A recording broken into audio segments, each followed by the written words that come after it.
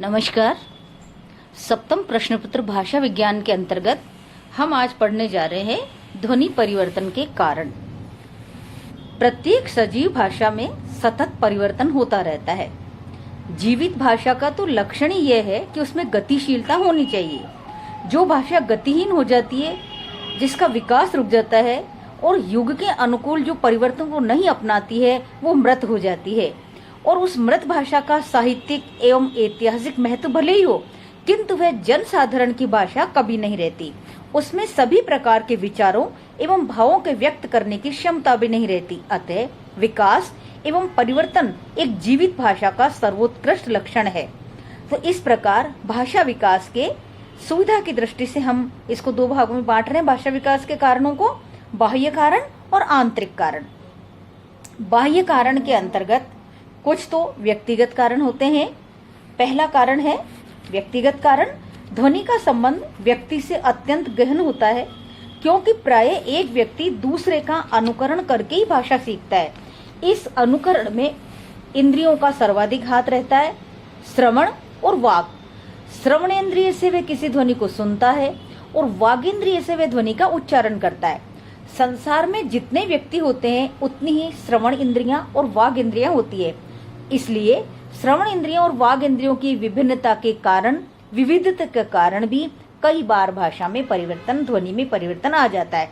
जैसे कोई कहता है छोटी बहू आई है और सुनने वाला सुनता है छोटी बही आई है। कहने वाला बोलता है ओम नमः सिद्धम, सुनने वाला सुनता है ओ नमः सिद्धम। इस प्रकार श्रवण की अपूर्णता के कारण ध्वनियां परिवर्तित हो जाती है। वैसे ही वाग इंद्रियों की विविधता के कारण भी कई बार ध्वनियों का उच्चारण बदल जाता है। कोई द ध्वनि को डे कहता है, कोई तय ध्वनि को टे कहता है, कोई टे ध्वनि को तय कहता है। जैसे एक अंग्रेज तो देहरादून को देहरादूनी कहने लग गए, तोताराम को टोटारामी कर दिया, मणिपुर निवासी रोटी को रोती कहते हैं। तो इस प्रकार श्रवणेंद्रिय और वागेंद्रिय दोनों की विभिन्नता के कारण ध्वनि में परिवर्तन हो जाता है। दूसरा बाह्य कारण है भौगोलिक कारण। मानव जिस वाग्य यंत्र से ध्वनियों का उच्चारण किया करता है, उसकी रचना पर भौगोलिक वातावरण का अत्यधिक प्रभाव पड़ता है। इसी कारण एक देश की ध्वनियों का उच्चारण दूसरे देश के व्यक्ति सरलता एवं सुगमता से नहीं कर पाते हैं।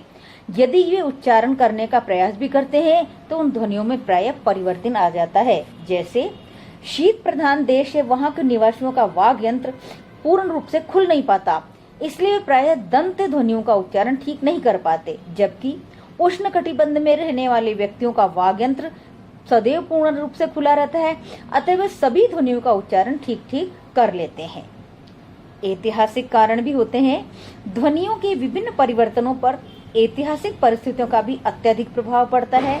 इतिहास से ही वह ठीक ठीक बोध होता है कि कौन सी भाषा की ध्वनियां किस प्रकार राजनीतिक, सामाजिक, धार्मिक या अन्य परिस्थितियों के कारण किन किन दिशाओं में परिवर्तित हुई है और किन किन विदेशी भाषाओं के संपर्क में आने के कारण कैसे कैसे उन ध्वनियों में विकार या परिवर्तन होते चले गए। मुख्यतया भाषाओं का इतिहास इस बात का साक्षी है कि किस प्रकार उनकी ध्वनियां क्रमशः परिवर्तित होकर नए रूप धारण कर लेती है। भारत में पहले संस्कृत भाषा की ध्वनियां आभीरों के आगमन के साथ ही परिवर्तित होने लगी और कालांतर में प्राकृत और अपभ्रंश भाषा की ध्वनियों के रूप में बोली जाने लगी, जिसके परिणाम स्वरूप अग्नि का अग्गी हो गया, कर्म का कम्म हो गया, धर्म का धम्म हो गया, अद्य का अज हो गया। ऐसे ही मुसलमानों के संपर्क में आने से भी ध्वनियां परिवर्तित हुई है। आज प्रकाश को प्रकाश, प्रसाद को प्रसाद आदि कहने के कारण मुस्लिम संपर्क की है। अंग्रेजी के संपर्क से भी ध्वनियों में विकार उत्पन्न हुए हैं।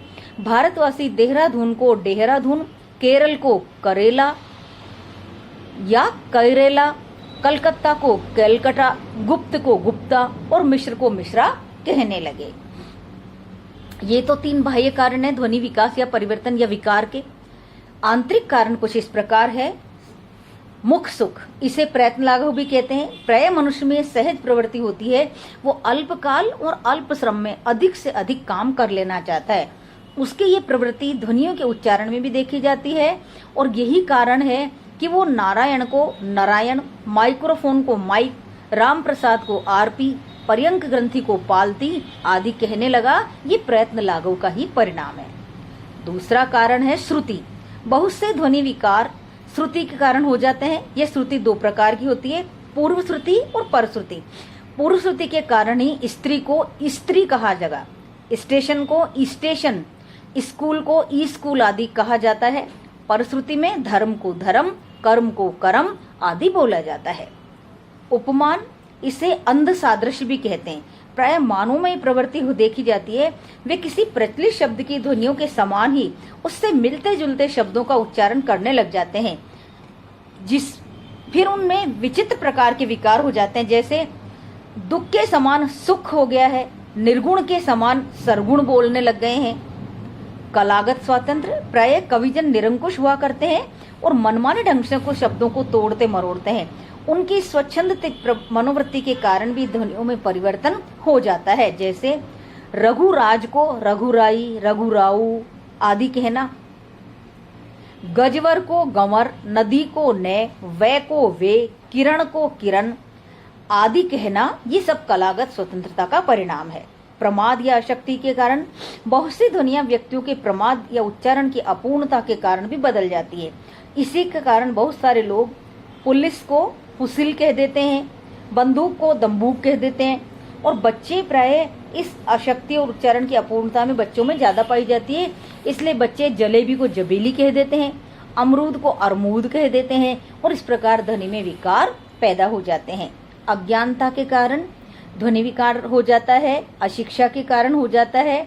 जब कुछ लोग शिक्षित न होने के कारण शब्दों का ठीक ठीक उच्चारण नहीं कर पाते तो उनमें प्राय ध्वनि विकार हो जाता है। इसलिए लैंटर्न का लालटेन हो गया, मैकेंजी का मक्खनजी हो गया, एडवांस का अडवांस हो गया, हॉस्पिटल का अस्पताल हो गया है। ऐसे बहुत सारे उदाहरण है जो अशिक्षा के कारण बदल गए हैं। बलाघात, ये सातवां कारण है। प्राय देखा जाता है किसी शब्द के बोलने में जिन ध्वनियों का उच्चारण बलपूर्वक किया जाता है वे सबल होने के कारण जीवित रह जाती है, और उनकी पार्श्ववर्ती ध्वनियां निर्बल होने के कारण कालांतर में बदल जाती है। उससे बलाघात के कारण ध्वनि विकार हो जाता है। जैसे आभ्यंतर का भीतर हो गया, निम्ब का नीम हो गया, कोष्ठ का कोड़ हो गया आदि बलाघात के कारण है।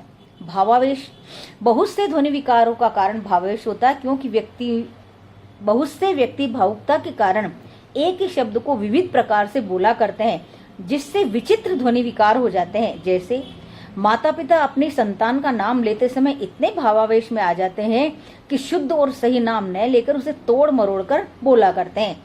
इसलिए रामेश्वर को कभी रमुआ कहते हैं, कभी रम्मी कहते हैं, कभी रम्मो कहते हैं, कभी रामे कहते हैं, कभी रमसुरा कह देते हैं, और इस प्रकार भावावेश के कारण ही ध्वनि में परिवर्तन आ जाता है। जैसे कृष्ण को कोई कान्हा कहता है, कन्हैया कहता है, कन्नू कहता है, कन्नो कहते हैं, तो इस प्रकार ध्वनि में परिवर्तन आ जाता है। उच्चारण त्वरा यानी जल्दी जल्दी बोलने के कारण कुछ व्यक्ति इतना जल्दी जल्दी बोलते हैं कि उनके बहुत से शब्दों के रूप परिवर्तित हो जाते हैं। जैसे दाल भात को कोई भाल दाती कह देता है, दाल चावल को चाल दावली कह देता है, दाल में काला को काल में दालाई कह देते हैं। तो इस प्रकार उच्चारण की त्वरा के कारण भी ध्वनि परिवर्तन हो जाता है। प्रतिध्वनि प्रवृत्ति, कुछ व्यक्तियों में प्राय मनोवृत्ति पाई जाती है कि वे जब कुछ बोलते हैं तो उनकी बोलचाल में ऐसे शब्द अनायास आ जाते हैं जो पूर्व उच्चरित शब्द की ध्वनि के अनुकरण पर होते हैं।